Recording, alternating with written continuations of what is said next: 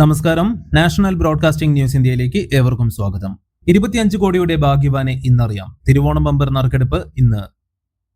25 കോടി രൂപ ഒന്നാം സമ്മാനം ലഭിക്കുന്ന ഈ വർഷത്തെ തിരുവോണം ബമ്പർ ഭാഗ്യവാനെ ഇന്നറിയാം. ഇന്ന് ഉച്ചയ്ക്ക് 1 മണിക്ക് നടക്കുന്ന പ്രത്യേക ചടങ്ങിൽ ധനകാര്യമന്ത്രി KN ബാലഗോപാൽ തിരുവോണം ബമ്പർ നറുക്കെടുക്കുന്നതിലൂടെ ആരൊക്കെ ഭാഗ്യശാലികളാകുമെന്നറിയാം. 1 കോടി രൂപ വീതം 20 പേർക്ക് രണ്ടാം സമ്മാനമായി ലഭിക്കുന്നതുൾപ്പെടെ കോടിക്കണക്കിന് രൂപയുടെ സമ്മാനങ്ങളാണ് ഭാഗ്യാന്വേഷികളെ കാത്തിരിക്കുന്നത്. ഓണം ബമ്പർ ലോട്ടറിക്ക് ഇത്തവണ റെക്കോർഡ് വിൽപ്പനയായിരുന്നു എന്നാണ് കച്ചവടക്കാർ പറയുന്നത്. 75 ലക്ഷത്തോളം ടിക്കറ്റുകളാണ് ഇന്നലെ വൈകുന്നേരം വരെ വിറ്റഴിച്ചിട്ടുള്ളതെന്നാണ് കണക്കാക്കപ്പെടുന്നത്.